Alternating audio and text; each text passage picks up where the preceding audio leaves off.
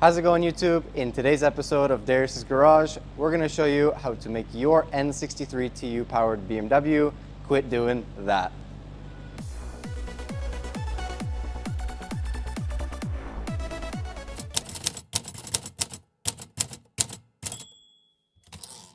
So quite clearly we have a smoking issue with my 650i. So a smoking issue can happen from a couple different things going on, but namely something is getting into the combustion chamber that shouldn't be. So it could be coolant, it could be oil, it could be fuel. It's most likely an oil consumption issue.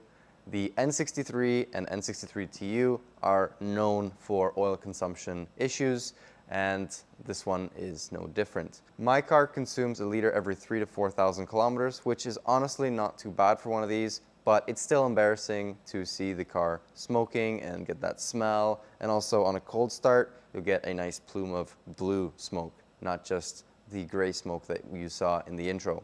And so oil consumption issues kind of stem from a couple different things. Four, namely, you could have bad PCV. I've checked mine.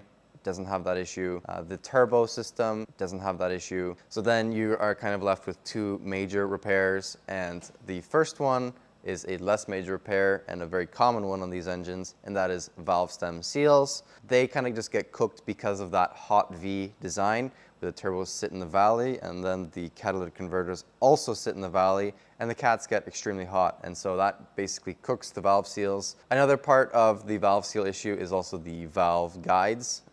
For that job, you really do need to take the heads out, take it to a machine shop, get them to replace the valve guides. In my case, I don't believe that that's going to be an issue. This car received regular oil changes. And the final thing that could be causing your car to burn oil is the cylinder walls. These are the notoriously famous alusil cylinder walls, which are very prone to being scratched, basically allowing oil to slide up into the combustion chamber. And that would be an unfortunate thing, because that would mean that this engine needs to be completely dismantled and rebuilt. So I'm hoping that that's not the case. This car hasn't had too many spark plug changes by previous people, and that is the main thing that really causes the alusil to get scratched up. So without further ado, let's get cracking. We got a ton of work to do. In this episode, I think we're just going to stick with taking everything apart, and we're going to save the valve seal job for the following episode. So episode 1, we're going to do the valve covers being removed. Let's get cracking and see how far we can get today.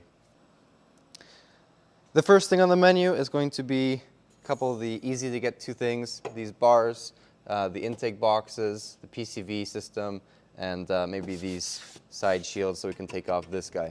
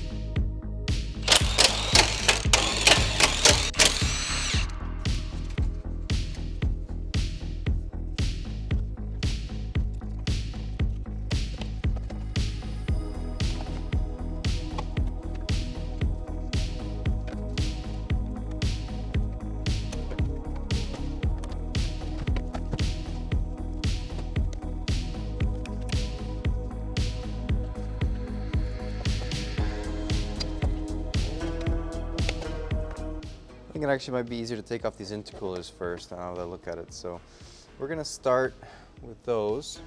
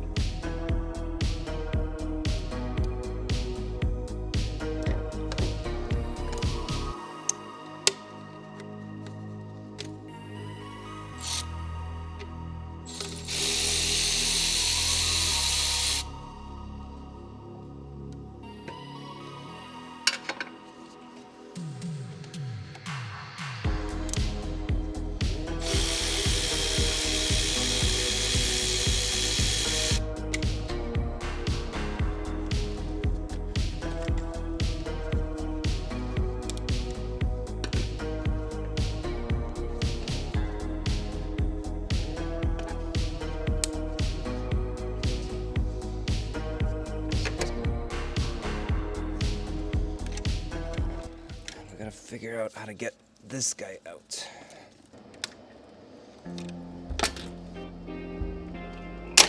Okay.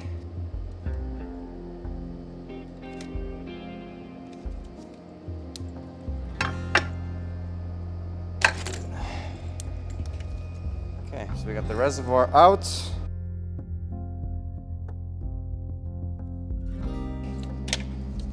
Go. It's half of it.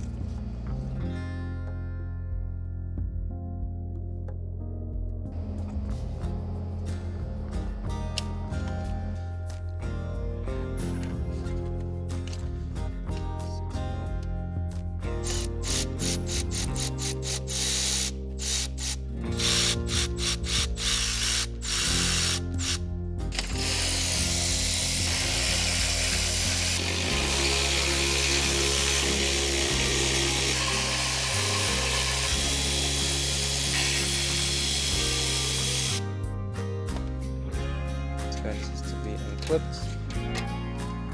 Nice.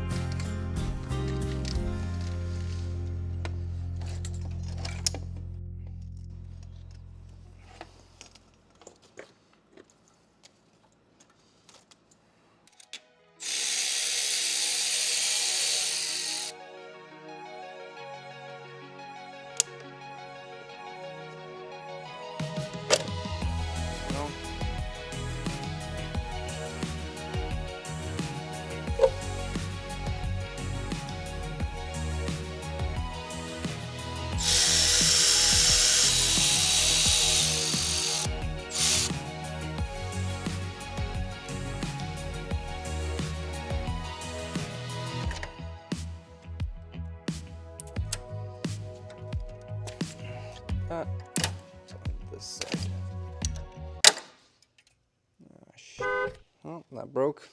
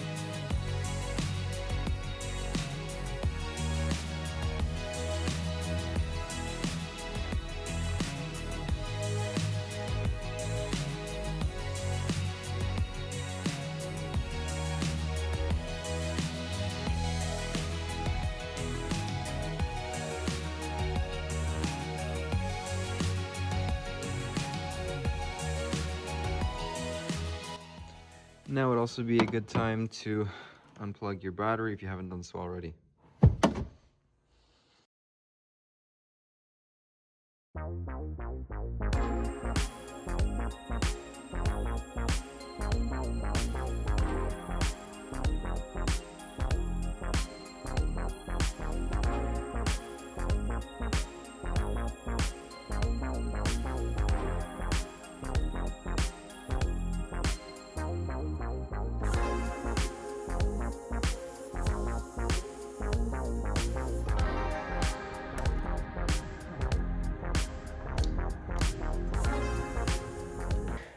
It's now loose completely.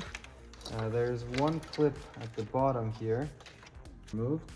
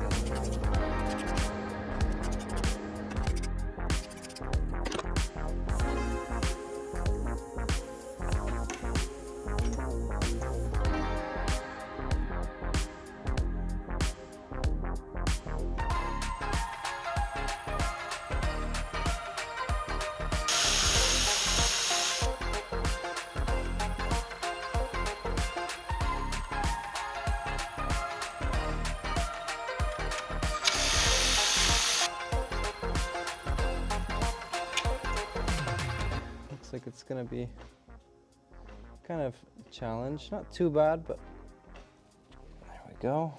So that's off. See that?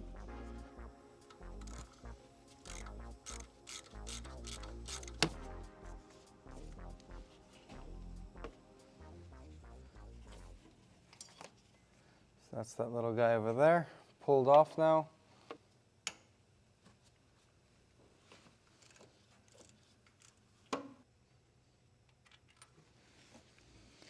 That's one. Okay, so there's two. There might be a third. So here's the new valve cover we're going to be putting on this car. It is a S63 valve cover. I've removed these two screws so far, and I forgot to remove, there's one more right there, so we're going to do that now. Why is my hand getting tired? Strange.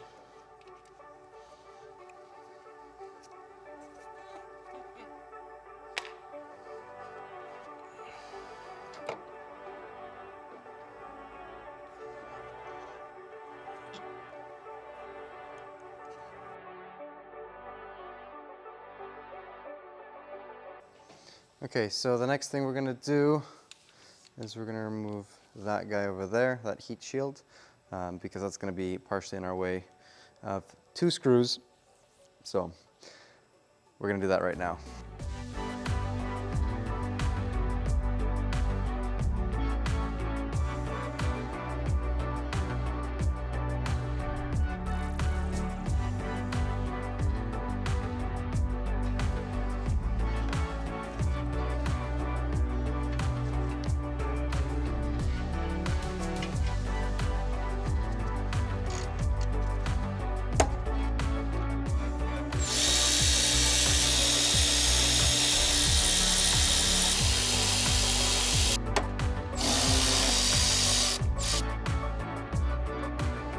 Sensor again.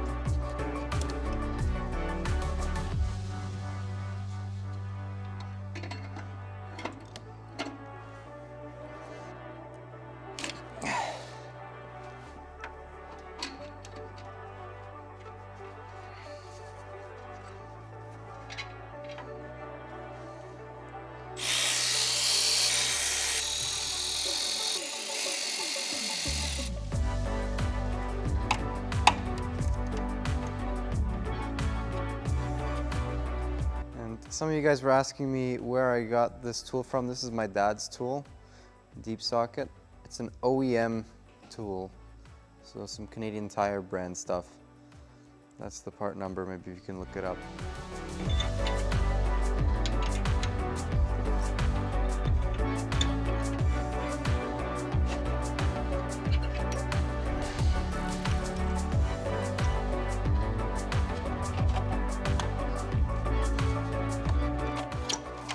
Now this monstrosity can come off. Look at that. So I might have realized that there's a potential snag with this job, and that is this heat shield here. It may come up with the valve cover. It may be stuck to something else. I'm not sure yet. So we'll have to find that out. Next thing I'm gonna do is I'm going to remove this bracket here. There's also a couple screws for the exhaust cat's bracket back here, and then we're going to remove the injectors.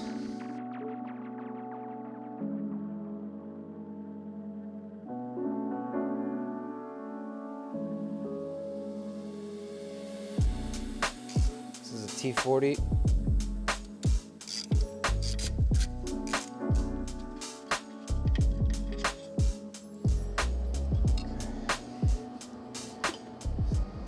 I have a couple different weapons of choice, depending on how much space we have to work with here. This is my heaviest duty one for gasoline engines.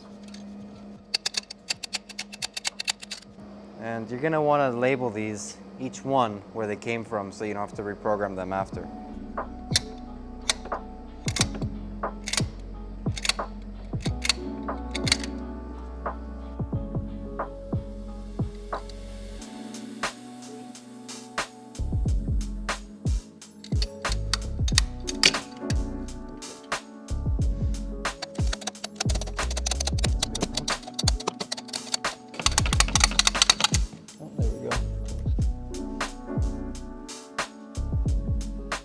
So at this point, we have basically all of the things out of the way of the valve cover coming off, and it's just a bunch of E8 screws all the way around.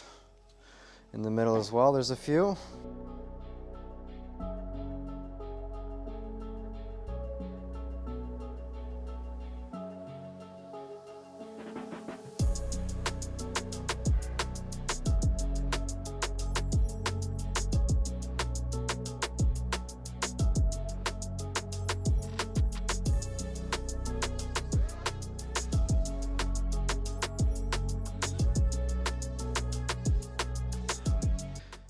So I'm working on the other side now. In terms of how difficult this side is compared to the other side, it's pretty similar in all honesty. There is less stuff in terms of wiring to do. You don't have the cable for the grounds over there, like this stuff, because that's always on the alternator basically, and only one side really needs it. Everything else is basically copy-paste. There's basically this fuel line over here that you see. That's a little bit different than the other side. The DME connections, I did want to talk about that. So in order to remove your harness, you do need to take it off the DME. So here's the order that it goes in. This is for both sides. So this one here goes for the body of the car. So this one stays as such.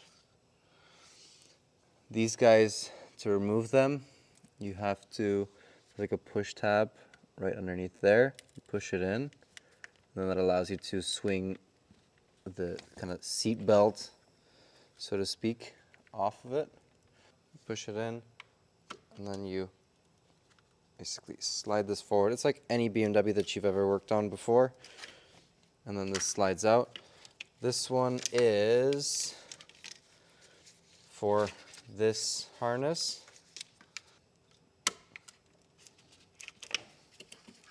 And these guys clip into the side of this bracket here, just to hold it. So when you remove that, this one is also for this sort of box over here, confusingly. So the upper one is black, the lower one is white. The most annoying part of getting this harness off is actually all the way at the back here. So this is a separate harness actually, so we can technically disconnect this and give ourselves more room. But it's this cable here. And this cable here runs all the way to the back to the fuel rail, the back of the fuel rail, the high pressure sensor. And to get this guy off, you need a pick tool, push out the locking tab,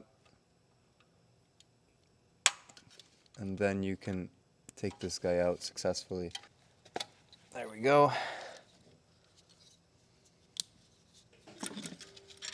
You can remove this guy here enough so that you can do your valve cover removal.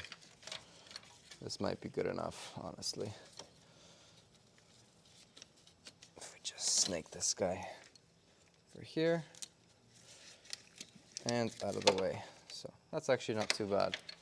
I can see that we have a heater hose sort of arrangement here, so that's going to be a little bit tighter upon removal of the injectors and the valve cover and all that stuff, but much simpler overall this side compared to the other one.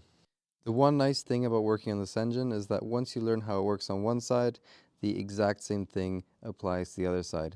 It's perfectly mirrored. So the footage that I have of the engine being taken apart is only from the passenger side. What you're seeing here is just mirrored footage, and it just goes to show you how similar it is from left to right. So the exact same process applies from the right side to the left side. You just got to take off the fuel rail, the injectors, and all the screws all around, and eventually that cover will come off in the exact same way that the passenger side came off.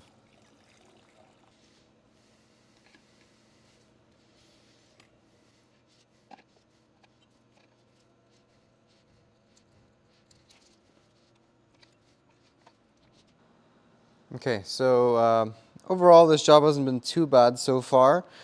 Just unbolting stuff mostly. We've kind of hit our first roadblock with this project, and that is I can't remove the valve covers for some reason. They seem very difficult to remove. People say just give it a couple whacks with a hammer.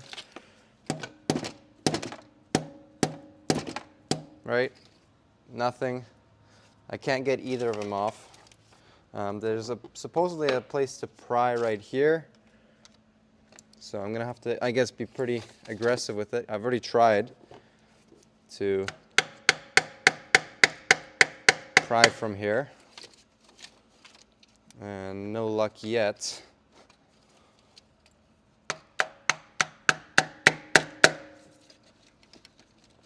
Oh, maybe. No, we're just, oh, there we go, we got a bit of wiggle.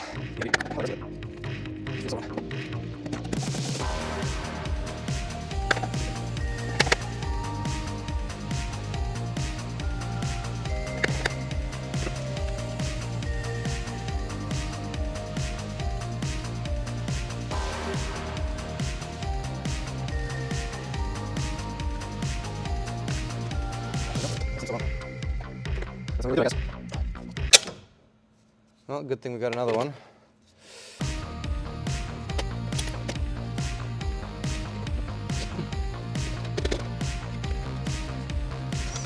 Right back here is our issue. I wonder if we now that we have this guy up, if we remove that heat shield, maybe that'll come off easier. So let's try that now, because now it's possible. Well, now that I have it kind of the way that it is. See, right back there. If you look, the back there, that heat shield is kind of in our way. It's fouling on the cat right back there. So we gotta remove those 3 screws that hold that shield on, and then hopefully the valve cover will come off.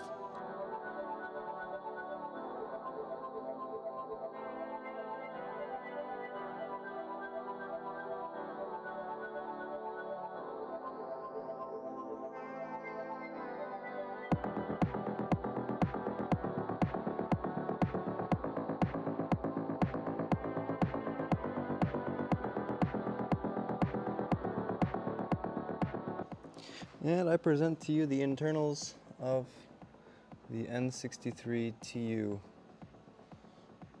not too bad. 60,000 miles or so. Actually, closer to 75. What am I talking about? And it looks pretty good. Got to do some cleanup. All the dust and stuff got in. But yeah, it looks decent. This was the heat shield that was in our way. You can see where it just fouls back here. So we're gonna have to probably bend this in such a way that it won't bother us upon reinstallation. And yeah, this guy luckily was a clean break. I do have another one. I hope it's the right part. I think it is. It was a clean break. No pieces came off, so nothing fell into the engine, which is good. As for how this looks inside, so this is the N63 specific cover. So you can see over here, these are not joined. This is that crossover section. So that pipe that runs that second one, this is for the low pressure side. And this injects it directly into the valves, all the carbon deposits. And then this one is the high pressure side. So it's got its own high pressure side, but it doesn't have its own low pressure side. The N63TU system has the high and low pressure side individual per bank. So that is the advantage of that. And then you can have cheaper PCV valves as a result. Not that expensive, crazy contraption that the N63TU has. You can see that the gasket was pretty flat. This is a 2013 650 with the original valve cover gasket. The gasket was pretty flat and well, it literally crumbled apart. It's plastic at this point, so I mean it's donezo, and it's a good thing that we're replacing it anyways. Okay, so we're gonna try and take off this valve cover now. But this fuel line is kind of in the way, so what we're gonna do is we could either quick disconnect it over there or we could do it there. I personally like these connections better, so I'm gonna undo this one. There's a little plastic clip.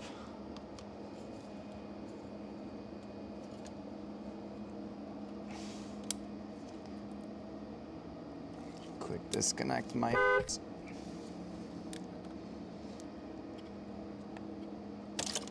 go.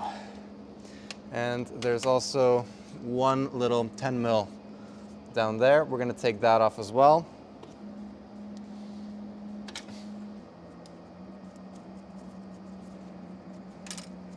This way we won't damage the fuel lines.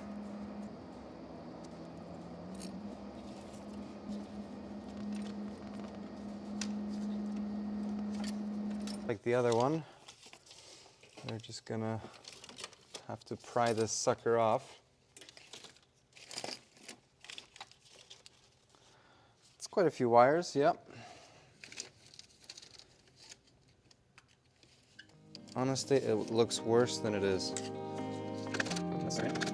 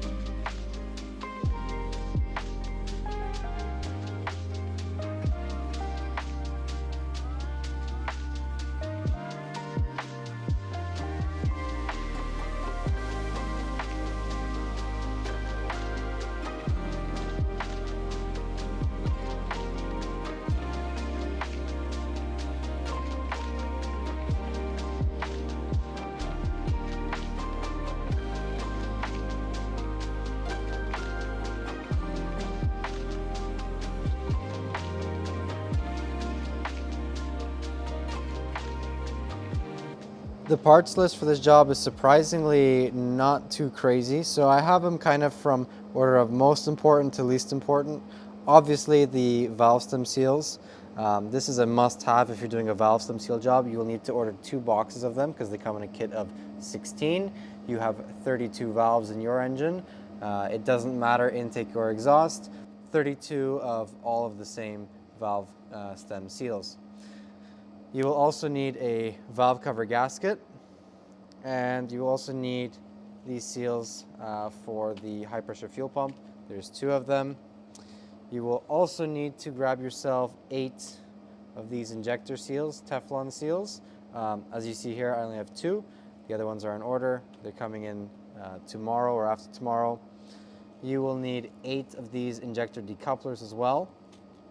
Unless, of course, you don't need any of this if you get yourself 8 new fuel injectors. Then we have a vacuum pump seal. I couldn't find the original ones, but these ones are supposedly upgraded from original.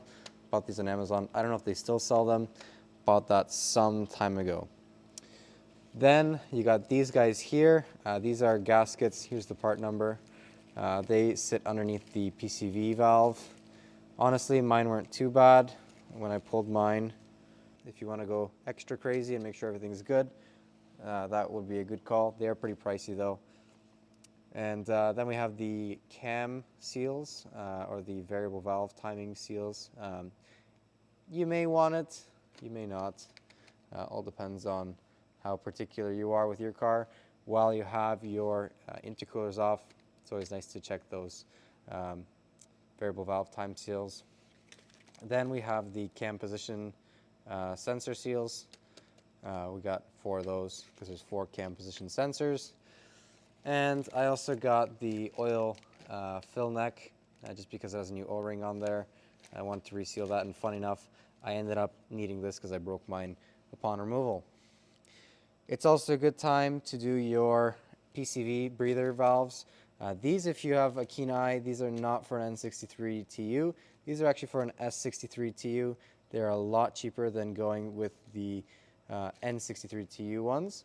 But in order to do that, you need valve covers. So I'm also going with new valve covers. You technically only need 1, and that is this bank here with the fill neck. The reason for that is this is plugged here, so that it doesn't have that crossover pipe. And this is a far better system than the N63 system, as well as cheaper for future maintenance. So going that route. And I got the other one just so that I could recondition both at the same time and make them look pretty. I think we're gonna park this episode right around here. We've got the valve covers off. Thank you guys so much for watching. If you made it this far, you are a trooper, and hopefully this sort of sways how you are gonna go with your own personal car. Please consider subscribing, liking, commenting, ask me any questions.